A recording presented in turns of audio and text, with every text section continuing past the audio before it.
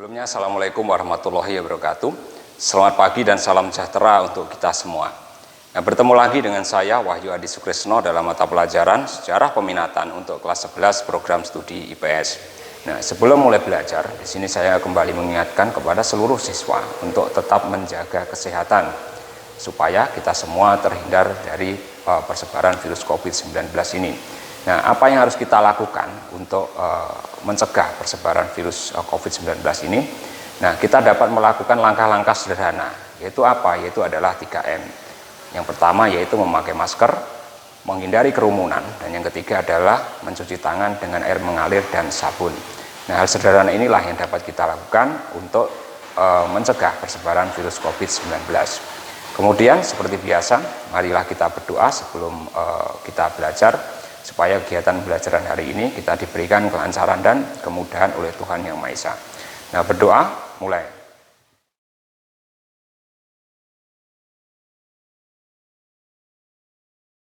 Doa selesai.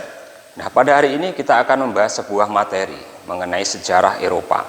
Yang dimaksud sejarah Eropa atau materi ini adalah mengenai peristiwa penting yang terjadi di Eropa. Di antaranya adalah abad pertengahan, periode Renaissance, merkantilisme, reformasi gereja, periode Aufklärung, dan revolusi industri. Nah, di mana beberapa materi ini nanti akan dibagi menjadi beberapa video. Jadi supaya tidak terlalu panjang, nanti akan dibagi menjadi beberapa video. Nah, untuk video kali ini hanya akan membahas mengenai abad pertengahan dan periode Renaissance. Nah, jadi diharapkan nanti kalian setelah menyimak atau mempelajari materi ini, kalian dapat menjelaskan mengenai berbagai macam peristiwa penting yang terjadi di Eropa. Nah, kemudian yang kedua itu diharapkan kalian juga dapat memahami berbagai macam pemikiran-pemikiran yang mendorong munculnya atau lahirnya berbagai macam peristiwa penting di Eropa. Nah, dan yang ketiga itu adalah diharapkan kalian mampu untuk menganalisis pengaruh dari peristiwa penting di Eropa ini bagi Indonesia khususnya dan bagi dunia umumnya dalam kehidupan masa kini. Nah, seperti apa materi untuk hari ini? Marilah kita simak secara bersama.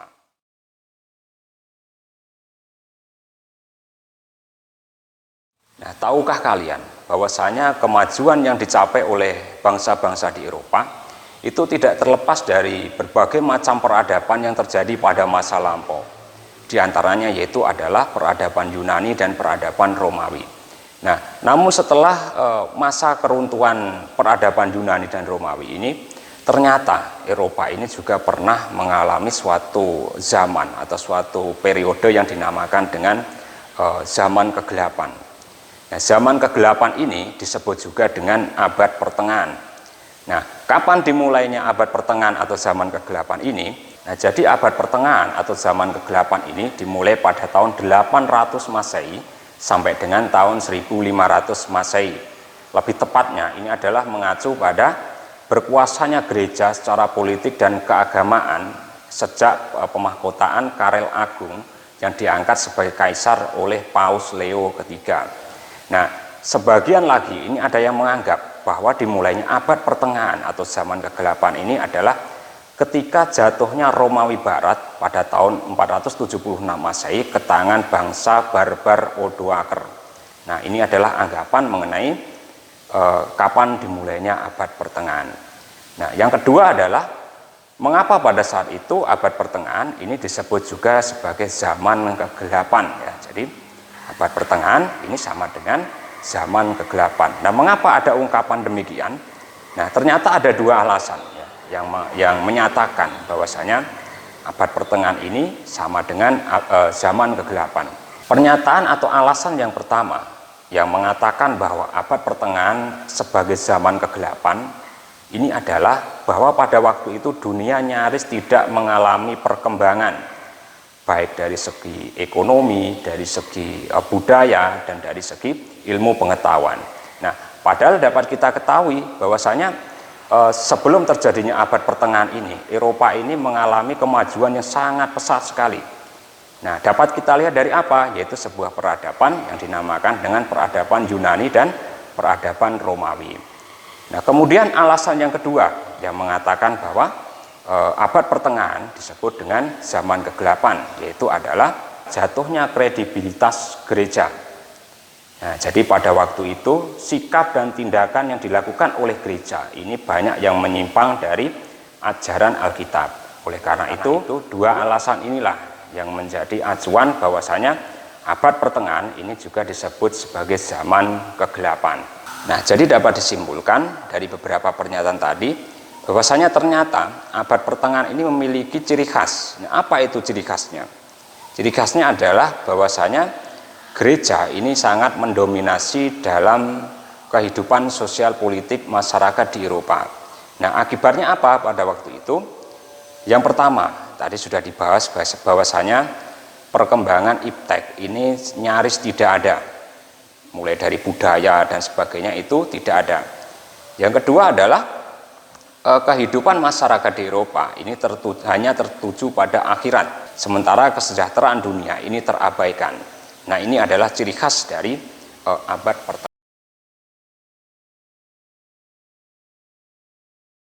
Dominasi gereja ini telah menempatkan para pemuka agama, baik itu dari pastor, uskup, klerus, dan paus, ini memiliki peran sentral dalam setiap kehidupan di masyarakat. Nah, contohnya apa? Contohnya adalah selain menjadi pemuka tertinggi agama, paus ini juga menjadi atasan langsung dari kaisar Romawi. Nah, hubungan dan kekuasaan yang dimiliki oleh gereja, raja dan para bangsawan ini membuat feodalisme di Eropa pada waktu itu sangat berkembang. Nah, apa itu feodalisme? Jadi feodalisme ini berasal dari kata feudum atau feodal. Nah, feudum atau feodal ini artinya juga sama dengan fief. Nah, fief itu adalah yaitu sebidang tanah yang diberikan secara sementara kepada seorang vasal sebagai imbalan atas pelayanan yang diberikan kepada penguasa atau disebut dengan lord sebagai pemilik tanah. Nah, jadi tadi ada dua sebutan di situ ya. Ada lord dan ada juga vasal. Jika lord ini adalah pemilik tanah atau penguasa tanah. Nah, vasal ini adalah penguasa bawahan atau pemimpin militer. Nah, ini adalah dua sebutan dalam sistem feodalisme. Nah, jika dilihat dari pengertiannya tadi, bahwasanya feodalisme ini sangat terasa atau terlihat dalam aspek kehidupan ekonomi pada masyarakat Eropa. Nah, hal itu tercermin dalam penerapan suatu sistem ekonomi yang dinamakan dengan sistem ekonomi manor. Nah, apa ciri-ciri dari sistem ekonomi manor ini? Yang pertama adalah bahwa tuan tanah atau lord ini memiliki tanah yang mencakup beberapa desa. Nah, yang kedua ini adalah petani mendapatkan jatah tanah dari tuan tanah atau lord. Nah, sedangkan tuan tanah yang mempekerjakan petani tadi ini mendapatkan hasil dari produksi pertaniannya, baik berupa uang atau berupa jasa lainnya. Nah, di sini petani ini hanya mendapatkan perlindungan atau keamanan dari tuan tanah. Nah, kemudian yang ketiga ini adalah di dalam suatu desa yang dikuasai oleh tuan tanah atau lord tadi, itu terdapat pengadilan administrasi. Nah, tujuannya adalah untuk mengenai konflik di dalamnya. Jadi jika di dalamnya ini ada konflik, contohnya misalkan ada konflik pengolahan lahan, konflik mengenai perpajakan, nah maka di situ ada yang namanya penengah yang dinamakan dengan pengadilan administrasi. Nah, berikutnya yang keempat, ciri-ciri dari sistem manor ini adalah tuan tanah atau lord ini menjadi penanggung jawab atas keamanan dan stabilitas di wilayahnya. Jadi di sini tuan tanah ini memang sangat berkuasa penuh ya bagi para pekerjanya di wilayahnya. Nah, berikutnya yang terakhir atau yang kelima ini bahwasanya tuan tanah ini tinggal terpisah dari masyarakat di sekitarnya. Jadi biasanya tuan tanah ini akan tinggal di sebuah kastil ya. Di sebuah kastil dengan tujuan adalah untuk keamanan, untuk melindungi dirinya dari serangan musuh. Nah, ini adalah ciri-ciri dari penerapan sistem manor yang terjadi di Eropa pada abad pertengahan. Nah, penerapan sistem manor ini berlangsung kurang lebih selama 4 abad ya. Jadi dimulai pada abad ke-13 sampai dengan abad ke-17 dan terjadi di beberapa kawasan Eropa, itu seperti di Inggris, di Spanyol, Jerman, Perancis, dan negara-negara lainnya. Kemudian setelah kita melihat dari berbagai macam ciri-ciri sistem manor ini, kita dapat menarik sebuah kesimpulan bahwasanya kehidupan para masyarakat atau petani ketika penerapan sistem manor ini berlaku itu dapat digambarkan sebagai berikut. Yang pertama, ini adalah ternyata nasib rakyat ini tergantung pada tuan tanah. Kemudian yang kedua, ini adalah bahwasanya imbalan yang didapat oleh petani yang bekerja pada tuan tanah ini bukan berupa uang, tapi berupa tempat tinggal dan perlindungan. Nah, yang ketiga ini adalah para petani yang bekerja pada tuan tanah ini menghabiskan hidupnya di desa. Nah, artinya apa? Di sini para petani tidak dapat keluar dari desa. Akibatnya apa? Mereka ini nyaris tidak ada hubungan dengan dunia luar. Berikutnya yang keempat itu adalah bahwasanya keperluan petani seperti pakaian, makanan, dan peralatan lainnya itu dibuat dalam institusi manor tersendiri atau lebih dikenal dengan nama yaitu ekonomi subsisten. Nah, kemudian yang kelima atau yang terakhir ini adalah tidak ada hubungan dagang dengan dunia luar. Jadi perdagangan pada penerapan sistem manor ini hanya terjadi antar sesama rumah tangga dalam satu wilayah itu dan dilakukan secara barter. Nah, jadi kalau kita melihat dari kondisi masyarakat dengan adanya penerapan sistem manor ini, tentunya penerapan sistem manor ini sangat merugikan bagi para petani. Untuk itu nanti ada berbagai macam gejolak. Gejolak yang menginginkan bahwasanya penghapusan penerapan sistem manor. Nah, akhirnya apa? Muncullah sebuah periode. Periode itu nanti akan disebut dengan namanya yaitu periode Renaissance.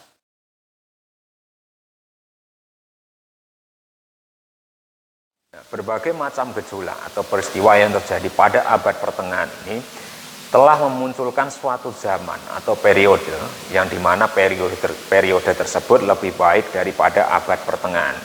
Nah, periode apa yang dimaksud ini? Yaitu adalah periode Renaissance. Nah, apa itu periode Renaissance? Jadi secara harfiah, Renaissance ini artinya adalah kelahiran kembali. Sedangkan dalam arti yang luas, bahwasanya periode Renaissance ini adalah suatu periode pada sejarah Eropa yang ditandai dengan kelahiran kembali kebudayaan Barat yang mati suri. Nah, yang dimaksud dengan kebudayaan Barat ini adalah kebudayaan Yunani kuno dan kebudayaan Romawi kuno. Nah, kita dapat mengetahui bahwasanya dua peradaban ini, yaitu peradaban Yunani dan peradaban Romawi ini, merupakan salah satu peradaban yang sangat maju sekali. Jadi dua peradaban ini banyak melahirkan para seniman, para filsafat, dan para penemu teknologi. Misalkan adalah kalau dari filsafat ini ada Plato, ada juga Aristoteles, dan lain sebagainya. Nah, untuk itu pada periode Renaissance ini adalah kebalikan dari abad pertengahan, dimana kalau abad pertengahan yang sudah kita bahas tadi, yaitu dominasi gereja pada setiap aspek kehidupan masyarakat. Sementara ciri khas dari periode Renaissance ini bahwasanya dominasi gereja ini sudah berkurang. Artinya apa? Kehidupan manusia ini lebih mengarah dalam kesejahteraan dunia. Nah, gerakan Renaissance ini dipelopori oleh kaum humanis, yaitu sekelompok kaum yang menjunjung tinggi harkat dan martabat serta rasio manusia untuk mencapai kesejahteraan dunia.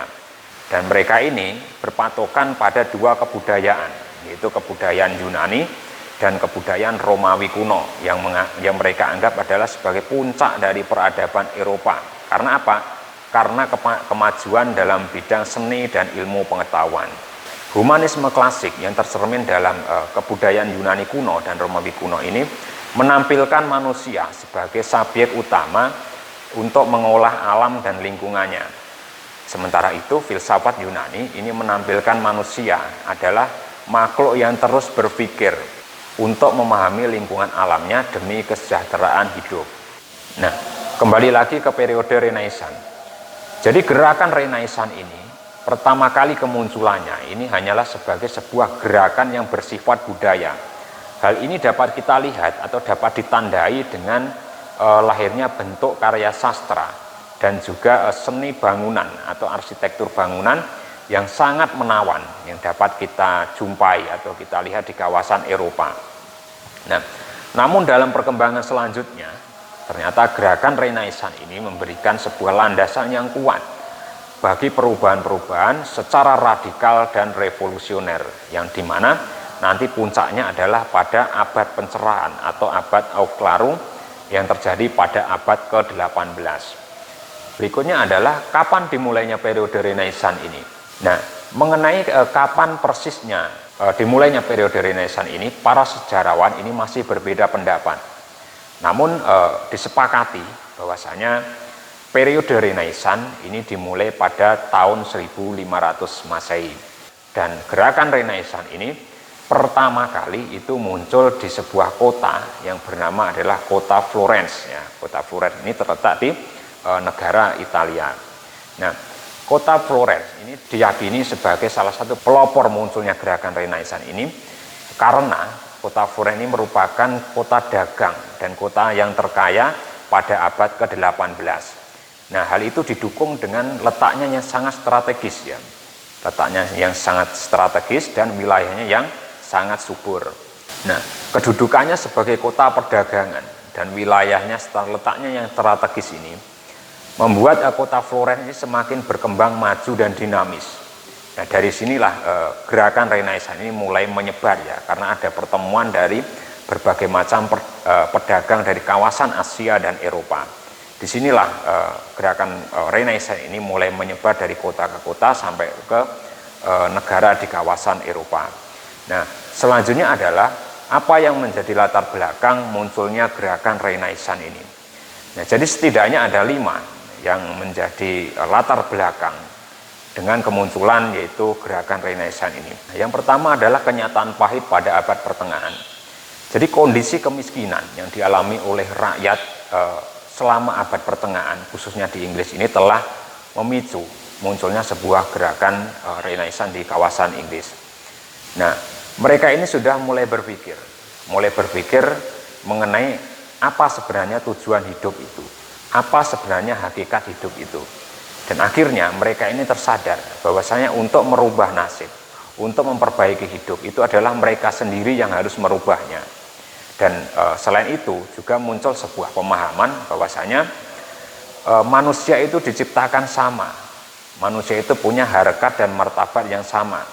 Jadi tidak boleh ada pihak lain atau orang lain yang memanfaatkan seperti tuan tanah yang memanfaatkan mereka untuk keinginan mereka sendiri.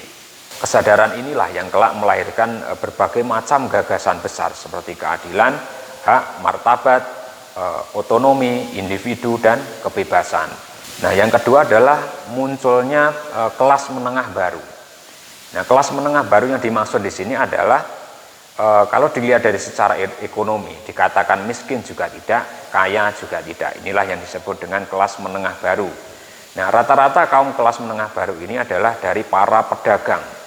Hal ini adalah imbas dari kemajuan yang dicapai di kota Florence. Nah, munculnya kelas menengah baru ini dan kota-kota dagang yang makmur ini telah mengubah cara pandang masyarakat pada saat itu. Jadi yang awalnya pada abad pertengahan itu masyarakat ini hanya berpusat pada kehidupan akhirat.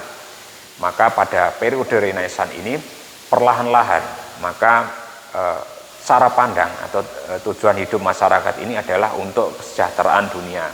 Oleh karena itu perbedaannya adalah jika pada abad pertengahan ini pusat keramaian itu hanya terjadi di sebuah katedral atau pusat keagamaan, maka pada periode Renaissance dengan munculnya kaum kelas menengah baru ini, maka pusat keramaian itu adalah di pasar, bank, dan alun-alun. Jadi di sini artinya apa? Bahwasanya gereja pada periode Renaissance ini mengalami banyak sekali kemunduran. Bahkan wibawa dari gereja ini sudah perlahan-lahan mulai menurun atau mulai mengalami kemunduran. Nah, kemudian yang ketiga ini adalah adanya dukungan dari para penguasa dan kaum bangsawan yang progresif. Nah, contoh bentuk dukungan dari para penguasa dan kaum bangsawan yang progresif ini adalah jika para penguasa ini adalah mendirikan berbagai macam lembaga pendidikan yang bersifat humaniora, serta mengembangkan dan membiayai proyek-proyek besar dalam bidang seni dan budaya. Nah, dampaknya apa? Yaitu melahirkan banyak sekali seniman yang berbakat dan jenius. Contohnya adalah Leonardo da Vinci dan ada juga Raphael. Nah, dua seniman ini merupakan seniman yang sangat terkenal di seluruh dunia. Nah, kemudian kalau dari bangsawan itu datang dari Florence. Jadi di Florence ini ada bangsawan yang bernama yaitu Medici atau dikenal dengan nama keluarga Medici. Keluarga Medici ini merupakan salah satu keluarga yang terkaya yang ada di Italia pada saat itu. Nah, sumbangan terbesar dari keluarga Medici ini adalah mendirikan sebuah lembaga pendidikan yang diberi nama yaitu Accademia de Plato. Itu sebuah pendidikan yang bergerak di bidang seni dan budaya. Berikutnya yang keempat, ini adalah jatuhnya Konstantinopel ke tangan bangsa Turki. Nah, perlu diketahui bahwasanya Konstantinopel ini mendapat julukan sebagai ibu kotanya dunia.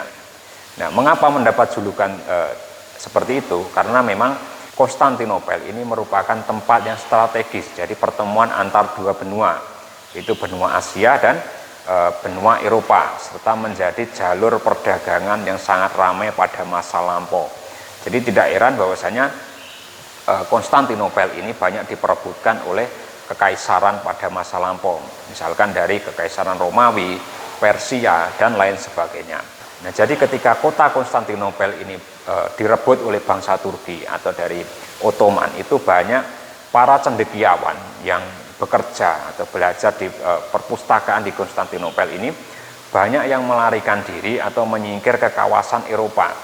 Nah, mereka ini ketika menyingkir ke kawasan Eropa ini membawa banyak sekali buku-buku ya, buku-buku mengenai filsafat dan ilmu lainnya.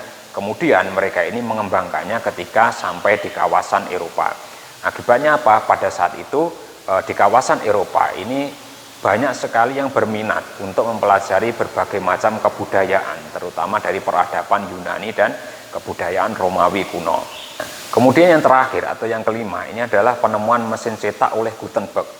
Jadi ketika Gutenberg pada tahun 1454 ini menemukan mesin cetak, ini juga meningkatkan mengenai penyebarluasan gagasan Renaissance. Jadi ketika mesin cetak ini ditemukan, gagasan Renaissance ini kembali menyebar ke seluruh kawasan di penjuru Eropa. Nah, itulah 5 latar belakang dari munculnya periode atau gerakan Renaissance. Nah, berikutnya setelah kita mempelajari mengenai pengertian dari periode Renaissance, gambaran umum mengenai periode Renaissance atau gerakan Renaissance, dan latar belakang munculnya gerakan Renaissance, maka yang ketiga itu kita akan mempelajari mengenai dampak Renaissance dalam berbagai bidang. Di antaranya adalah nanti ada dalam bidang sosial budaya, dan yang kedua ini adalah dalam bidang ekonomi politik.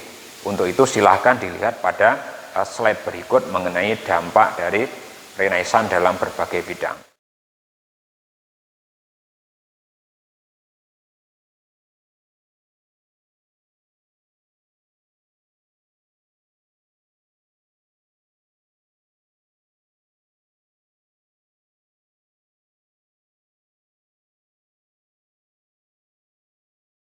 Itulah dampak Renaissance dalam berbagai bidang.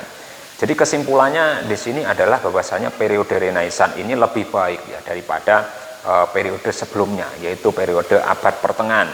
Di mana kalau abad pertengahan ini dominasi gereja ini terlalu dominan dalam setiap aspek kehidupan masyarakat. Oleh karena itu pada periode Renaissance ini masyarakat ini mulai berpikir bagaimana caranya supaya bisa merubah nasib dan mencapai kehidupan yang sejahtera atau kehidupan yang bahagia. Nah, itulah untuk materi pada hari ini. Jika ada pertanyaan silahkan ditanyakan. Dan sebelum saya mengakhiri pembelajaran hari ini, saya berpesan kepada kalian untuk tetap menjaga kesehatan ya, supaya kita semua dapat terhindar dari persebaran virus COVID-19. Ada kurang lebihnya saya mohon maaf. Terima kasih. Assalamualaikum warahmatullahi wabarakatuh.